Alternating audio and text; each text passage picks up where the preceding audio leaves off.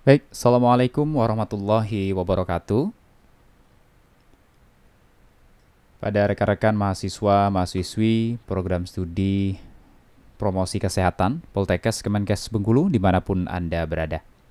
Baik, pada kesempatan kali ini, kita akan melanjutkan perkuliahan kita, yang tentunya perkuliahan kita pada kesempatan kali ini agak berbeda ya.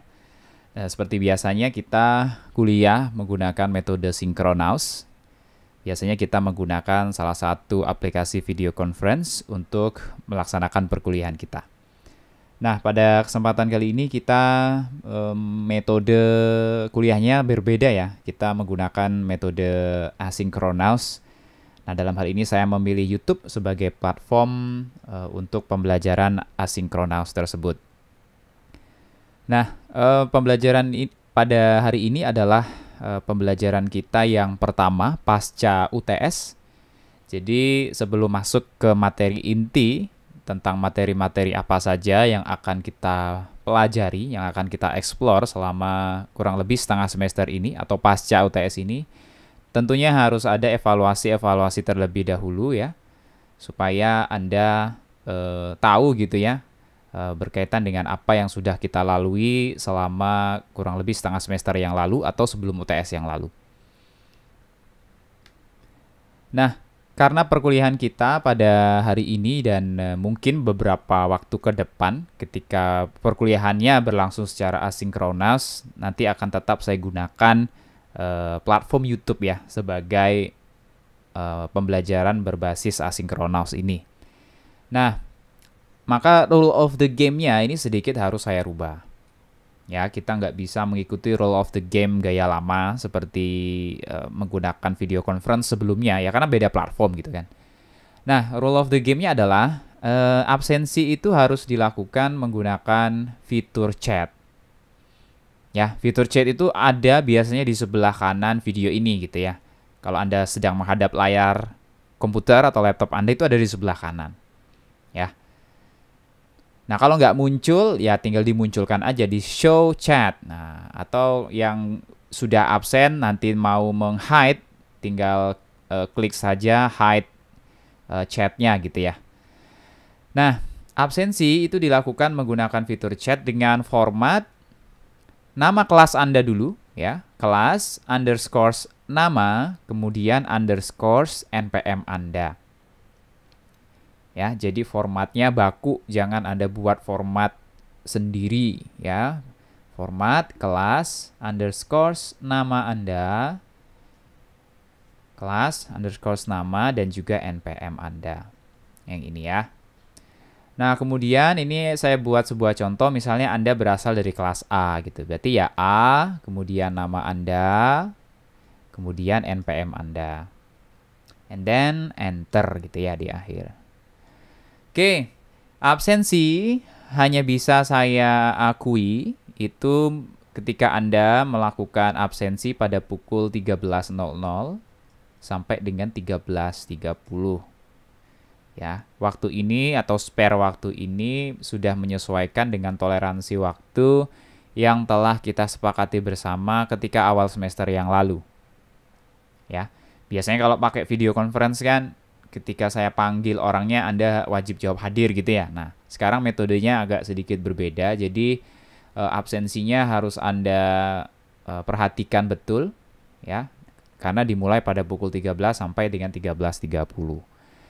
Sama ya untuk hari Senin dan Rabu sama. Mulai pukul 13 sampai dengan pukul 13.30. Oke, mudah-mudahan Anda dapat memahami ini ya. Aturan baru atau kebijakan baru dari saya ini dibuat karena metode pembelajarannya berbeda ya. Tapi kalau sewaktu-waktu kita kembali lagi menggunakan salah satu aplikasi video conference, nah itu kembali aturannya akan mengikuti sesuai dengan peraturan awal yang telah kita sepakati. Oke. Nah, di awal tadi sudah saya singgung sedikit berkaitan dengan evaluasi setelah UTS. Ya. Nah, jadi saya kurang tahu berapa total mahasiswa aktif kita gitu ya. Tapi sesuai dengan apa yang tertera di sistem computer based test gitu ya, karena Anda ketika melaksanakan ujian itu berbasis online dan berbasis komputer, maka yang terrecord di dalam sistem itu ada 76 peserta. Ya, yang mengikuti UTS ada 76 peserta, di mana dari hasil UTS-nya tersebut 92% dinyatakan lulus, sedangkan 8% itu dinyatakan tidak lulus. Ya. Atau kalau kita konversikan ke angka realnya ya, 92% dari 76 peserta itu 70 peserta ya. Berarti ada 6 orang atau 8%-nya itu 6 orang dinyatakan tidak lulus ujian. Ya. Nah, ini menjadi catatan bersama bagi kita. Padahal kan ujiannya dilakukan di rumah masing-masing gitu ya, dengan kisi-kisi dan materi yang sudah dibagikan semua, tapi tetap ada saja dalam hal ini mahasiswa yang masih tidak lulus. Nah, sedikit rangkuman juga dari hasil UTS itu terdapat nilai tertinggi ya, satu orang dengan nilai 93,3.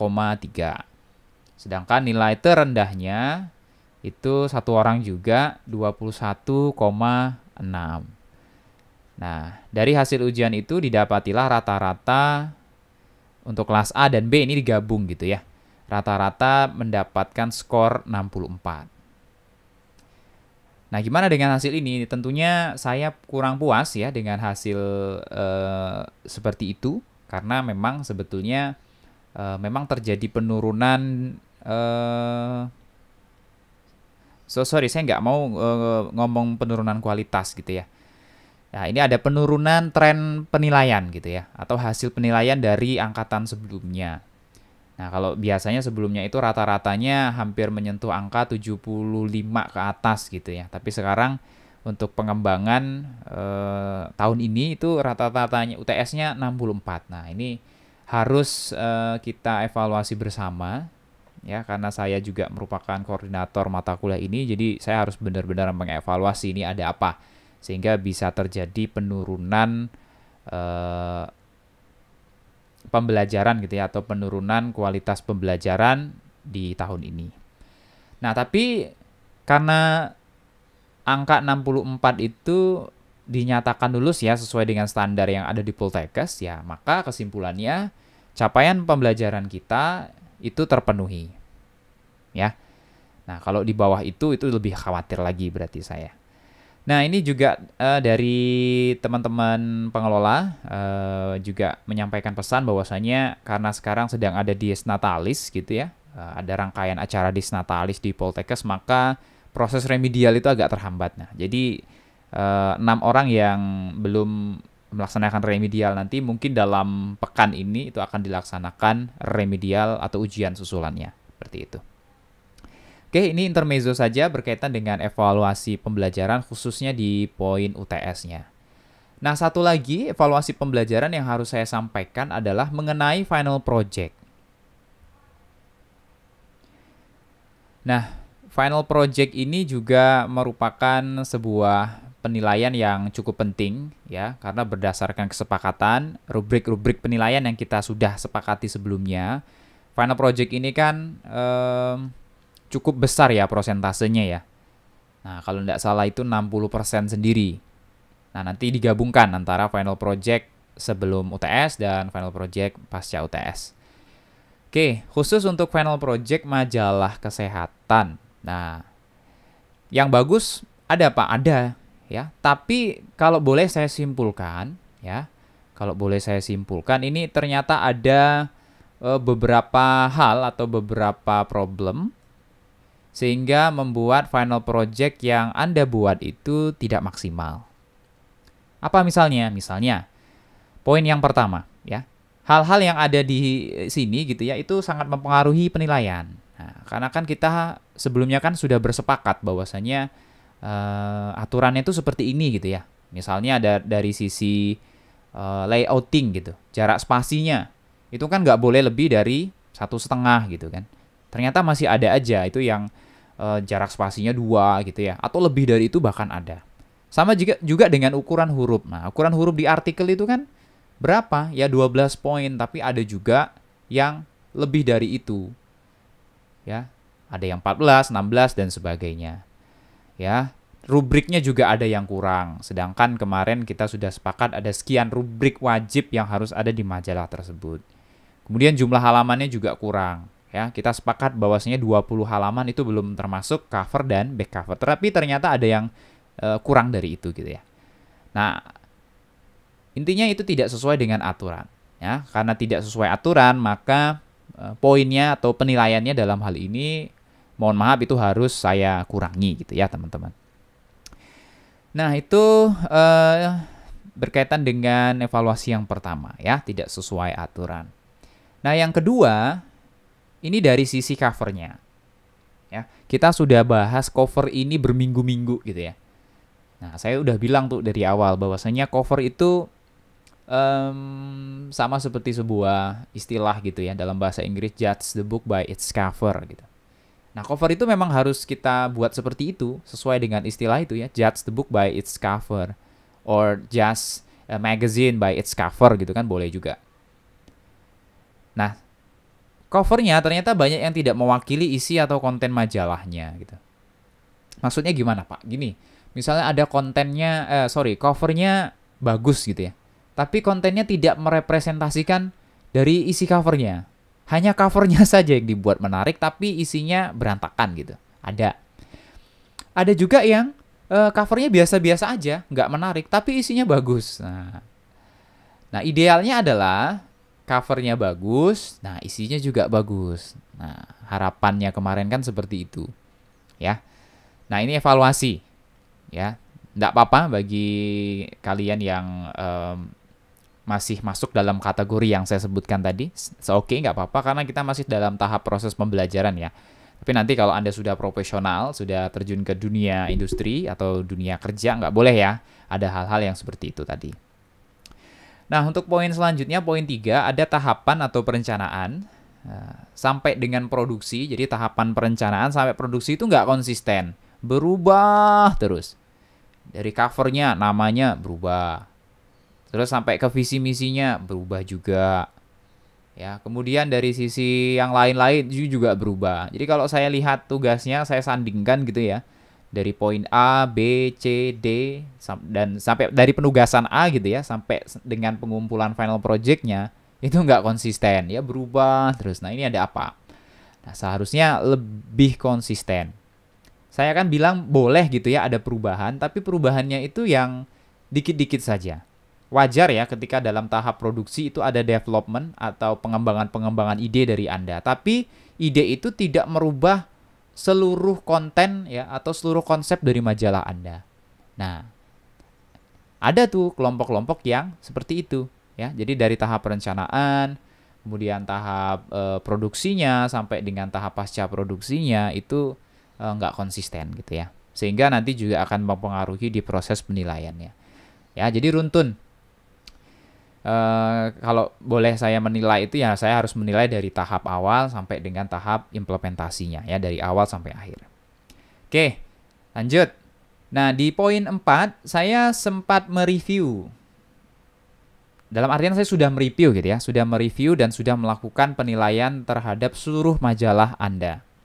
Tapi menurut saya hanya ada beberapa majalah saja dari kelas A dan kelas B itu yang masuk ke dalam kategori yang menarik. Ya, atau dalam kategori baik ya dalam tanda kutip. Nah, ini juga ini harus saya sebutkan ya. Oke, nggak apa-apa karena ini evaluasi. Nah, biasanya di tahun-tahun sebelumnya itu saya bingung menentukan siapa yang menjadi best of the best gitu ya dari majalah kesehatannya, dari final project majalah kesehatannya. Tapi untuk periode kali ini tuh sangat mudah saya menentukan gitu. Nah, berarti kan ada penurunan kualitas gitu ya dari sisi teknis dan non teknisnya, ini ada apa gitu. Nah, bisa jadi ya nggak 100% salah Anda juga gitu ya. Nah, dan pandemi dalam hal ini juga tidak bisa dijadikan sebuah alasan. Karena ya pandemi ini walaupun membatasi aktivitas kita, tapi juga jangan membatasi kreativitas, jangan membatasi proses pembelajaran kita. Ya, kita semua harus fight. Dari awal saya sudah bilang bahwasannya ya untuk bisa mencapai capaian lulusan yang diinginkan atau capaian pembelajaran yang diinginkan, saya, dosen dalam hal ini itu harus satu frekuensi dengan Anda. Anda pun juga sama, harus satu frekuensi dengan saya. Kalau sayanya aja yang on, gitu ya, yang semangat ngajar, tapi Andanya sendiri malas-malasan gitu, atau tidak mau berjuang untuk menghadapi situasi yang sulit seperti ini, ya itu nanti akan ada benturan-benturan frekuensi di sana. Maka dalam hal ini ayo sama-sama gitu ya teman-teman. Walaupun masa-masa sulit seperti ini, mari kita lewati bersama. Ya. Oke, review majalah dari kelas A dan B masuk dalam kategori baik. Oke, ini sekarang saya mau tunjukin aja nih. Nah ini gitu ya. Nah, ini nggak tahu nih dari kelas A atau kelas B. Nah, tapi ini adalah salah satu contoh gitu ya. Salah satu contoh yang masuk dalam kategori menarik tadi. Kalau menurut saya ini dibuat dengan niat gitu, ya. Ada effortnya, ada usaha lebihnya. Walaupun masih banyak kekurangan di sana sini itu nggak masalah, it's okay. Tapi ya, mereka nih buatnya niat gitu. Nah, kalau kita lihat layoutingnya dibuat secara konsisten dari awal sampai dengan akhir, ya. Walaupun dengan segala kekurangannya, tapi cukup fair gitu ya. Artinya secara aturan mereka mentaati aturan-aturan yang telah kita sepakati gitu. Nah, layoutingnya, ini kan dibuat secara niat gitu ya, ada usaha lebih untuk itu gitu. Ya, dan seterusnya dan seterusnya. Ini yang menjadi kekurangan yang sangat fatal menurut saya, jumlah halamannya. Nah, ini kan hanya sampai 21 halaman, sedangkan jumlah yang benar itu harusnya 22. Jadi satu halaman untuk cover, satu halaman untuk back cover. Nah, kontennya atau isinya itu berisi 20 halaman. Itu yang benar. Nah, ini yang menurut saya harus katakan adalah majalah Best of the Best dari angkatan 2021 ini ya, yang mengambil mata kuliah ini. Ya, walaupun harus saya katakan secara jujur, covernya ini nggak menarik banget gitu.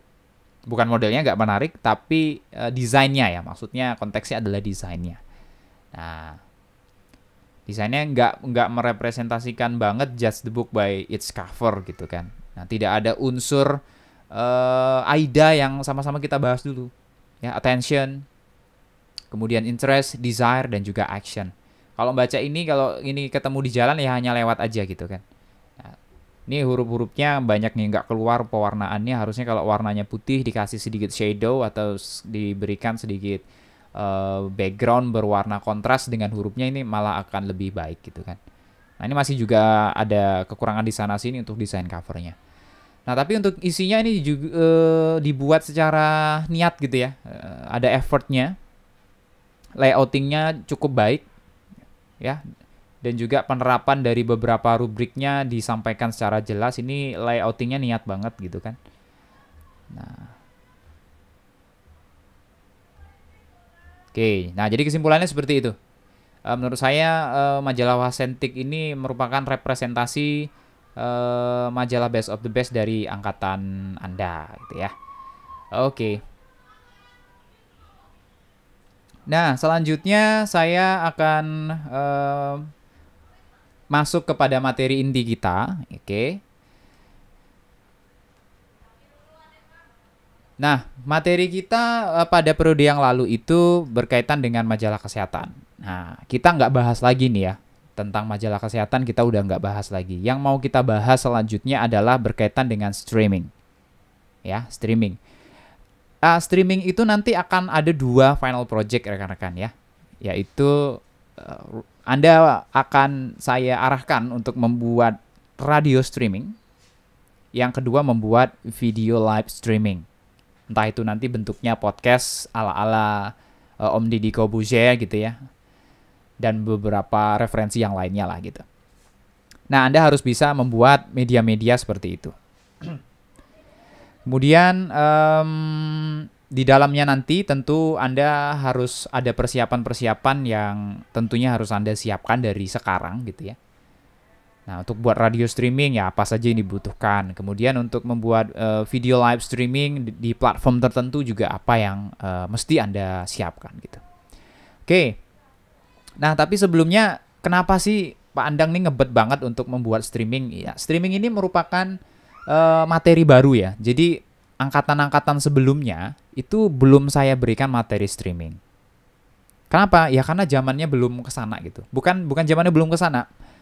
Trennya itu pada waktu itu belum nyampe ke sana gitu. Dan juga kalau kita lihat sumber dayanya ya, mulai dari akses internet dan lain-lain itu juga belum terjangkau gitu ya. Khususnya kita di Kota Bengkulu sangat belum terjangkau berkaitan dengan hal tersebut. Nah, maka untuk angkatan Anda sekarang pun kan juga lagi pandemi. Nah, jadi pandemi ini kan mau tidak mau, suka tidak suka, akses internet itu menjadi suatu hal yang sangat penting. Nah, jadi ini momentum bagi kita gitu ya untuk bisa memanfaatkan sebaik-baiknya berkaitan dengan teknologi ini ya atau dengan media streaming yang akan kita buat nanti. Nah, saya harus sedikit memberikan pengantar untuk rekan-rekan semua ya. Ini udah tahun 2021. World Economic Forum itu mengeluarkan sebuah paper atau sebuah jurnalnya. World Economic Forum bilang bahwasanya pada tahun 2025 nanti akan ada beberapa skill yang dibutuhkan untuk dunia kerja. Ya. Apa itu? Nah, berdasarkan tipe of skill-nya itu ada problem solving, self-management, working with people, kemudian technology use and development. Nah, tapi secara rinci itu dijelaskan lagi ya. Problem solving itu apa aja? Analytical thinking and innovation, kemudian complex problem solving, critical thinking, creativity, originality, and initiative. Nah, walaupun tidak secara sadar gitu ya, tapi sebetulnya kita sudah melaksanakan hal-hal itu. Problem solving misalnya. Ya, pada waktu materi desain grafis di mata kuliah perancangan sebelumnya kan sudah sering saya sampaikan tuh. Anda wajib membuat sebuah poster yang mengangkat isu-isu terkini terkait dengan kesehatan. Nah, Anda harus sudah berpikir kritis sebagai seorang promotor kesehatan. Apa nih yang bisa saya buat untuk audiens saya nih nanti gitu ya. Apa sih masalah yang mau saya pecahkan? Bagaimana sih bentuk desainnya nanti sehingga dapat mempengaruhi audiens saya? Itu kan merupakan sebuah contoh dari critical thinking and analysis. Ya, analisisnya data-datanya Anda dapatkan dari sana ya. Studi langsung di lapangan, feasibility study dan sebagainya. Itu merupakan hal yang spesifik yang bisa dilaksanakan. Nah, kemudian misalnya lagi self-management. Nah, self-management di mata kuliah apapun itu pasti tergambar gitu ya. Contohnya misalnya active learning and learning strategies, resilience, stress tolerance, and flexibility. Jadi bagaimana kalian mampu membawa diri kalian gitu ya untuk dapat memanajemen diri kalian dalam rangka menghadapi situasi tertentu. Nah, kalau dalam pembelajaran gimana? Kalau dikasih tugas banyak sama dosennya itu gimana? Kalian gitu ya, mampu nggak bertahan dalam situasi seperti itu? Ketahanan kalian tuh seperti apa? Fleksibilitas kalian seperti apa? And then selanjutnya ada working with people. Nah, ini berkaitan dengan leadership and social influence. Nah, makanya dalam hal ini biasanya dalam pembagian kelompok itu saya tentukan kelompoknya. Kenapa saya tentukan? Ya karena banyak faktor di situ. Salah satunya ya saya ingin Anda untuk bisa bekerja dengan semua orang. Ada kalanya ketika di dunia kerja nanti Anda itu berkelompok atau dibagi tim oleh atasan Anda dengan orang-orang yang dalam tanda kutip tidak Anda sukai gitu misalnya. Nah, ini kan menjadi sebuah masalah kalau Anda tidak latihan dari sekarang. Nah, maka hal ini cukup penting gitu ya, working with another people. Nah, skill yang selanjutnya yang keempat, type skillnya adalah technology use and development. Maksudnya apa tuh? Ya, penggunaan teknologi informasi dan juga pengembangannya. Nah, kalau dilihat sub dari tipe of skill-nya itu ada technology use, monitoring and control, teknologi design and programming. Nah, di sini masuklah materi kita berkaitan dengan streaming itu tadi. Ya, walaupun Anda orang kesehatan, tapi Anda nggak boleh namanya ketinggalan zaman. ini udah 2021. Tidak semuanya media itu harus Anda buat dengan menggunakan media cetak. Nggak melulu kita ngomongin poster terus gitu ya. Dan nggak melulu kita ngomongin misalnya iklan layanan masyarakat mulu. Nggak. Tapi Anda harus bisa beradaptasi dengan perkembangan zaman. Makanya kita buat nanti ada live podcast, broadcasting gitu ya. Kemudian ada radio streaming untuk bisa mengakomodir kebutuhan-kebutuhan pada masa yang akan datang. Nah, ini cukup menarik. Mudah-mudahan dalam setengah semester ini Anda dapat mengikuti pembelajaran ini dengan baik gitu ya. Maka untuk memperlancar studi Anda, maka Anda harus ada sumber daya yang harus kalian miliki. Salah satunya adalah komputer. Nah, komputer Anda itu wajib memiliki operating system Windows atau Mac, ya. Kemudian aplikasi-aplikasi dari paket Adobe Family itu jangan kalian uninstall dulu. Misalnya Adobe Illustrator, Photoshop, InDesign, Audition, Premiere Pro itu masih kita gunakan sampai hari ini. Nah, kemudian yang terbaru, Anda wajib menginstall di laptop atau komputer Anda aplikasi namanya OBS. Ya. Selain itu, Anda juga wajib install MEX dengan X triple ya, triple X. Nah, mexxx.org nanti situsnya. Nanti akan saya tunjukkan supaya Anda dapat mengaksesnya gitu ya. Nah, kemudian jangan lupa akses internet. Nah, ini yang cukup penting. Karena streaming tanpa internet, nah itu nggak mungkin. Ya, kalau ngomongin streaming pasti yang dibutuhkan adalah internet salah satunya. Kemudian komputer Anda, nah ini nanti menjadi catatan juga nih. Karena komputernya itu membutuhkan spesifikasi menengah ke atas. Jadi kalau komputer-komputer yang biasa aja gitu ya, yang kalau anak-anak sekarang bilangnya laptop kentang gitu. Nah itu agak susah untuk kita jalankan sebuah media streaming nantinya. Mungkin bisa gitu ya, tapi resource-nya nanti akan terlalu berat gitu ya. Atau komputernya nanti akan terlalu berat ketika menjalankan aplikasi-aplikasi streaming yang kita akan pelajari. Nah, ini contohnya dari Mix yang saya sebutkan tadi. Situsnya adalah MEX dengan XXX.org. Nanti silakan diakses saja dan di-download sesuai dengan operating system komputer Anda. MEXXX.org. Nah, itu situsnya ya. Nanti tinggal di-download aja. Downloadingnya, tombol downloadnya ada di sebelah kanan ini gitu ya. Nah, ini Anda tinggal download saja. Ini gratis ya. Aplikasinya gratis. Jadi Anda tidak perlu membajak untuk dapat menjalankan aplikasi ini. Ini bisa Anda pakai secara gratis. Nah, selanjutnya OBS Studio. Nah, OBS Studio itu situsnya adalah obsproject.com. Ya, nanti tinggal di-download saja. obsproject.com. Ya. Nah, nanti juga menyesuaikan dengan operating system yang Anda miliki, apakah menggunakan Windows, Mac OS, ataupun Linux. Semuanya support. Dan ini juga free ya. Ini freeware, artinya Anda bisa bebas gunakan sepanjang hayat. Nah, dan tentunya nanti akan ada update-update tertentu. Biasanya Anda akan diberikan notifikasi dengan aplikasinya ketika ada update ya. Nah, seperti itu. Nah, kemudian Anda wajib hukumnya untuk punya akses internet. Ya, wajib hukumnya punya akses internet. Ya, kenapa Pak? Ya, karena konten streaming Anda itu nanti wajib kita unggah ke internet gitu ya, secara sederhana. Untuk dapat ditonton oleh semua orang, oleh viewer gitu ya.